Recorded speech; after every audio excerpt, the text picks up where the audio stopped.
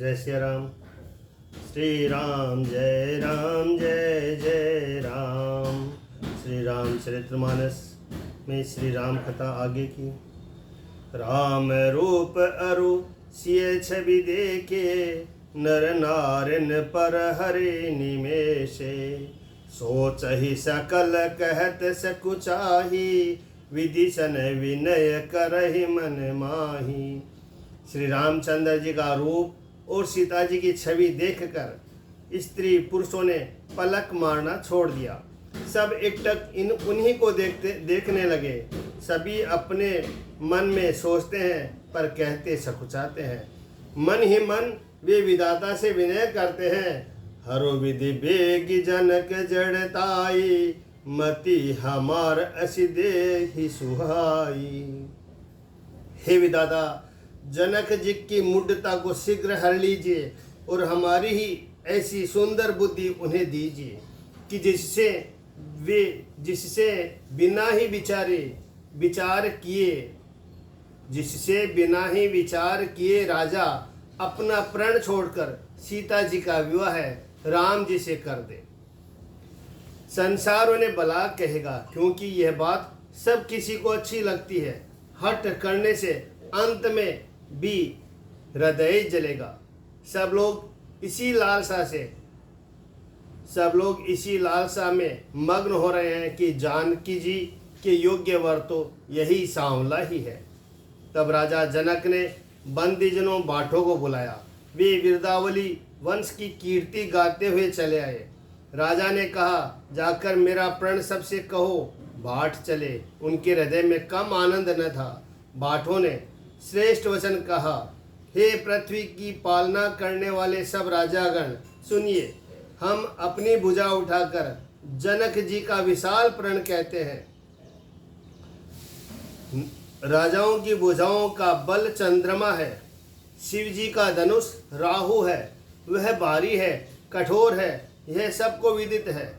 बड़े भारी योद्धा रावण और बाणासुर भी इस धनुष को देखकर गो से चुपके से चलते बने। उसे उठाना तो दूर रहा, छूने तक की हिम्मत नहीं हुई।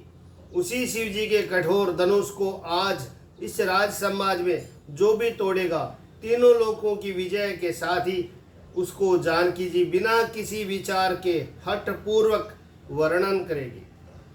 प्रण सुनकर सब राजा ललचा उठे। जो वीरता के अभिमानी थे वे मन में बहुत ही तमतमाए, कमर कसकर अकुला कर उठे और अपने इष्ट देवों को सिर नवा कर चले। वे तमक कर बड़े ताव से शिव जी के धनुष की ओर देखते हैं और फिर निगाह जमा कर उसे पकड़ते हैं। करोड़ों बाती से जोर लगाते हैं पर वह उठता ही नहीं। जिन राजाओं के मन में कुछ विवेक है वे धनुष के पास ही नहीं जाते हैं। वे मूर्ख राजा तमक कर किटकिटा कर धनुष को पकड़ते हैं, परंतु जब नहीं उड़ता तो लज्जा कर चले जाते हैं। मानो वीरों की भुजाओं का बल पाकर वह धनुष अधिक अधिक भारी होता जाता है। तब 10,000 राजा एक ही बार धनुष को उठाने लगे तो भी वह उनके टाले नहीं टलता। शिव जी का वह धनुष कैसे नहीं दिखता? जैसे कामी पुरुष के वचनों से सती का मन कभी चलायमान नहीं होता। सब राजा उपहास के योग्य हो गए। जैसे वैराग्य के बिना सन्यासी उपहास के योग्य हो जाता है। कीर्ति, विजय, बड़ी वीरता, इन सब को वे धनुष के हाथों बरबस हार कर चले गए। राजा लोग हृदय से हारकर श्रीहीन हतप्रद हो गए और अपने अपने समाज में जा बैठे।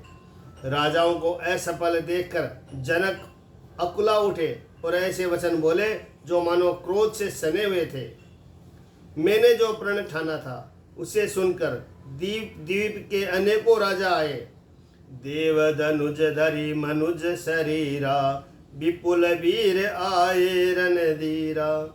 देवता और दैत्य भी मनुष्य का शरीर धारण करके आए और भी बहुत से रणधीर वीर आए, परंतु धनुष को तोड़कर मनोहर कन्या, बड़ी विजयी और अत्यंत सुंदर कीर्ति को पाने वाला मानो ब्रह्मा ने किसी को रचा ही नहीं। कहिए यह लाभ किसको अच्छा नहीं लगता, परंतु किसी ने भी श्री शंकर जी का धनुष नहीं छड़ाया। अरे भाई, चढ़ाना और तोड़ना तो दूर रहा, कोई तिल भर भूमि भी छुड़ा न सका।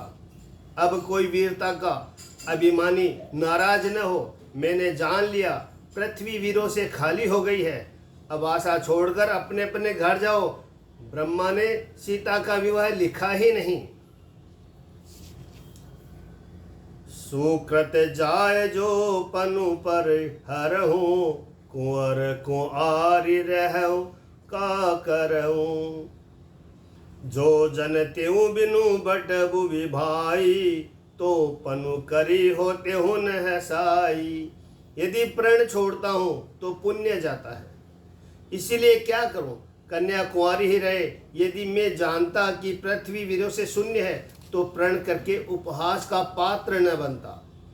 जनक जी के वचन सुनकर सभी स्त्री पुरुष जानकी जी की ओर देखकर दुखी हुए, परंतु लक्ष्मण जी तमतमा उठे। उनकी भौहें टेढ़ी हो गई, होठ फड़कने लगे और नेत्र क्रोध से लाल हो गए। कही न सकत रघुबीर डर, लगे बचन जनुबान। नाय राम राम पद कमल सिरु, बोले गिरा प्रमाण। श्री रघुवीर जी के डर से कुछ कह तो सकते नहीं, पर जनक जी के वचन उन्हें बाण से लगे। जब न रह सके तब श्री रामचंद्र जी के चरण कमलों में सिर नवा कर वे यथार्थ वचन बोले कि रघुवंशियों में कोई भी जहाँ होता है, उस समाज में ऐसे वचन कोई नहीं कहता जैसे अनुचित वचन रघुकुल शिरोमणि श्री राम जी की उपस्थिति जानते हुए भी जनक जी ने कहे हैं। सुनु भानुकुल पंकज भानु, कहूँ सुभावन कछु अभिमानु। जो तुम्हारी अनुशासन पाओ, कंदुक इव ब्रह्मांड उठाओ।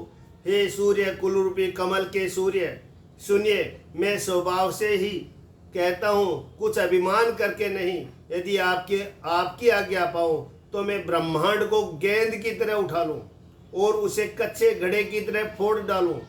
मैं सुमेरु पर्वत को मूली की तरह तोड़ सकता हूँ।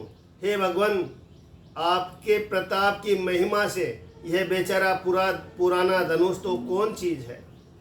ऐसा जानकर हे नाथ, आज्ञा हो तो कुछ खेल करूं। उससे भी देखिए, धनुष को कमल की डंडी की तरह चढ़ाकर उसे 100 योजन तक दौड़ा लिए चला जाऊं।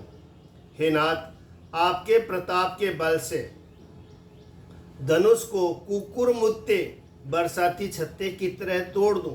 यदि ऐसा न करूं तो प्रभु के चरणों की शपथ में फिर मैं धनुष और तरकस को कभी हाथ में भी न लूंगा। जो ही लक्ष्मण जी के क्रोध भरे वचन बोले कि पृथ्वी डगमगा उठी और दिशाओं के हाथ कांप गए। तभी सभी लोग और सब राजा डर गए।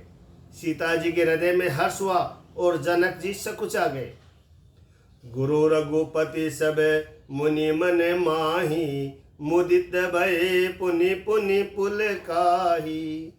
सय नहीं रघुपति लखनु निवारे, प्रेम समेत निकट बैठारे। गुरु विश्वामित्र जी, श्री रघुनाथ जी और सब मुनि मन में प्रसन्न हुए और बार बार पुलकित होने लगे।